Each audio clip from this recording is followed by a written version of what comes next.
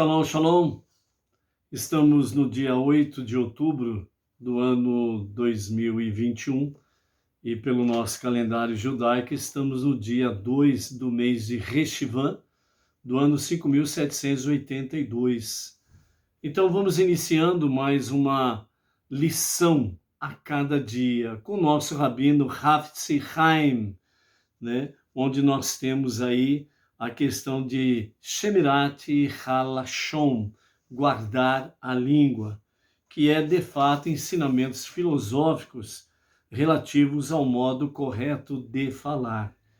E dentro desse aspecto aí, o nosso rabino Hafetz Chaim, né, uma coisa que ele chama-nos a atenção e que nós precisamos estar focados é exatamente que quando nós estamos lidando com a questão da fala e dentro desse campo nós estamos aí automaticamente sendo exortados a tomarmos cuidado com a questão do Lashon Hará, que é exatamente a maledicência, a língua maldita, a fofoca e essas coisas semelhantes, todas conectadas ao Lashon Hará.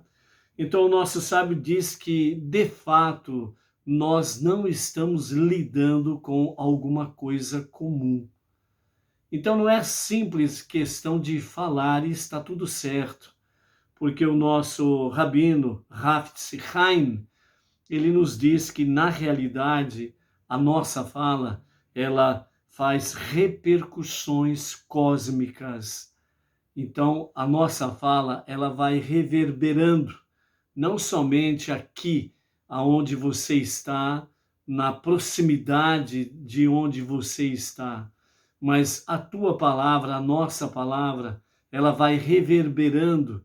É que nem aquela pedrinha que quando você lança lá no meio do lago, e aquela pequena pedra, ao cair lá no meio do lago, ela forma um pequeno círculo, mas ela vai se expandindo. Por quê? Porque as suas vibrações, elas vão se expandindo até chegar, de fato, à beira, né? Às margens do lago. Assim são as nossas palavras. Quando nós falamos, pronunciamos, é como se nós estivéssemos ali, no centro do universo, no centro do mundo, e a nossa palavra, ela começa a reverberar, ela vai se expandindo. Então, por isso, o nosso rabino Hafetz Chaim, que nos traz sobre essa questão de Shemirat Halashon, guardar a língua, nos explica dessa forma para nós termos esta noção, que realmente não estamos lidando com alguma coisa comum, e isso também tem repercussão no cosmos, né? Então, por isso, realmente, nós precisamos tomar muito cuidado com o poder da fala. Hoje, nós estamos, então, né, no segundo dia de Reshivan, e a nossa reflexão que o nosso rabino traz para nós neste dia é sobre diversão não kasher e a paz é preciosa. Com referência à diversão não kasher, ele nos relata que é proibido relatar uma história apenas para fins de lazer, se ela contiver informação depreciativa ou danosa. Vamos ler inteiro o ensinamento para conversarmos sobre isso. Contar um incidente divertido que poderia causar constrangimento a qualquer uma das pessoas envolvidas, se fosse contado na presença dela, isso constitui Lashon Hará, maledicência. De fato, muitas informações, ou muitas situações, melhor dizendo, cômicas, são bastante dolorosas para a pessoa envolvida. O que significa essa diversão não kasher? Significa assim, é uma diversão que não é aprovada por Deus. Não kasher significa algo que não é puro, algo que não é agradável aos olhos de Deus. Então, nesse sentido aqui, muitas realmente muitos incidentes divertidos que nós vemos por aí, eles são de fato não kasher, não são agradáveis aos olhos de Deus quando nós saímos falando por aí afora, né? Então, por exemplo, você encontra uma pessoa conhecida, você encontra aí um conhecido seu, um amigo, uma amiga, né? E aí você começa a conversar com essa pessoa e diz assim: você viu o que aconteceu com fulano de tal? Você viu o que aconteceu com a fulana de tal? Então aquela pessoa está dizendo, vai responder obviamente para você, não estou sabendo. Então você vai relatar a ela que você viu ela tropeçando e caindo em praça pública, no meio da rua, né? Então ela tropeçou, caiu, levantou e foi embora. Aí você vai contar esse fato para a pessoa com quem você está conversando e você diz: então, essa pessoa, ela tropeçou e caiu lá no meio da praça, mas ó, arrebentou o beiço, né? Arrebentou lá o joelho, machucou os braços, ralou tudo, né? E precisa de ver, mas foi cômico a coisa lá, não tinha como não rir. Só que a pessoa que sofreu o incidente, para ela não foi divertido. E um outro detalhe, você está acrescentando informações depreciativas sobre a pessoa. Ela simplesmente tropeçou, caiu, levantou e foi embora. Não teve nenhuma lesão, não teve nenhum arranhão, não teve nenhum machucado. Mas você vai realmente tecer comentários de forma depreciativa, a tendência é aumentar, né? Então, aquele famoso ditado, né, sobre a questão de quem conta um conto aumenta um ponto, né? Um ditado antigo. Então, você conta dessa forma para essa pessoa, daqui a pouco você está contando para outra pessoa, relatando realmente informações depreciativas sobre tal pessoa e já está mudando a história e já está inventando novas coisas. Isso não é aprovado por Deus. E está também dentro da questão do Lashon Hará, maledicência. Mesmo que a pessoa, a vítima, não está presente, você está expondo essa pessoa a um estado vexatório. Isso é falta de amor ao próximo. E isto é Lashon Hará, maledicência, língua maldita. E quem não guarda a sua língua nesse aspecto aí, realmente não tem paz. Por isso, na sequência, o nosso rabino Haim, ele vem e nos fala: a paz é preciosa.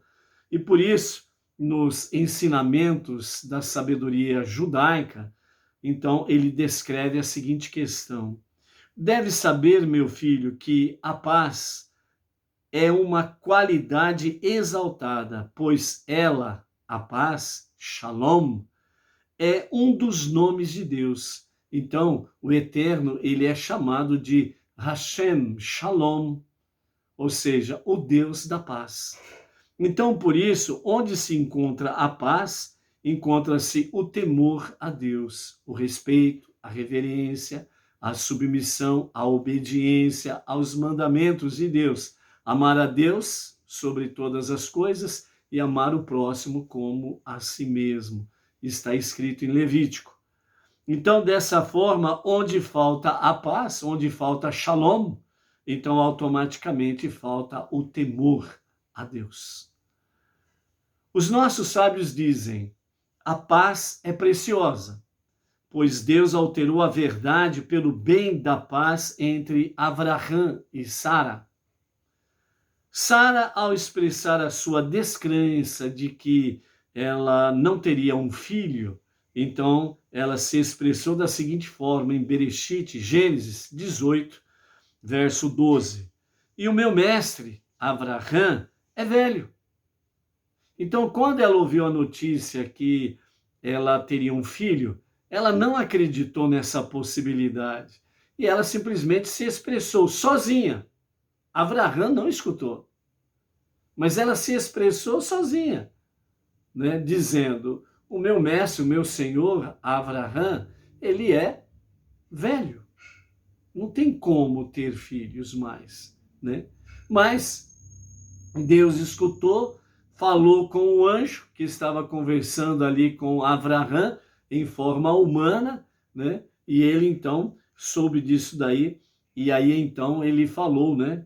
A seguinte forma também em Gênesis, né? No versículo 13, 18, 12, Sara fala assim, e no versículo 13, né? O anjo disse, né? Como se fosse o próprio Hashem ao relatar a afirmação dela a Avraham. Então o anjo disse: e eu, Sara, sou velha, né? Justamente nesse sentido, para a paz estar presente e uma realidade entre o casal, né? Nós apanhamos muito porque muitas vezes nós, casais, né? Vamos assim dizer, o marido e a esposa, né? Muitas vezes nós apanhamos no sentido assim de palavras, porque muitas vezes nós não somos vigilantes nas palavras, principalmente o homem, né? O homem é muito rápido no gatilho, né? Então ele, pá, né? Acontece uma situação, ele rapidamente aperta o gatilho, fala o que não deve e depois apanha pelas suas próprias palavras, né? Então isso é muito perigoso. Por isso, né, o nosso rabino Hafetz Haim, ele nos fala: a paz é preciosa, que o próprio Deus, né, ele mudou o contexto da expressão de Sara para que a paz, né, do casal, da família permanecesse. Assim aconteceu também após a morte de Iacov, né? Quando os irmãos eles viram que o pai Iacov, né, o pai Jacó, ele faleceu e eles estavam ainda com medo de José, Yosef, porque eles venderam, né, Yosef. Então eles achavam que depois da morte do seu pai, José iria realmente tirar a bronca, ia para a vingança, né? Então eles pegaram os irmãos de Yosef e disseram, relataram a José dizendo, né? O teu pai deu ordens antes de sua morte, dizendo, assim tu falarás com José. Por favor, tenha a bondade de perdoar o desprezível ato dos seus irmãos, né? Bereshit, capítulo 50, verso 16.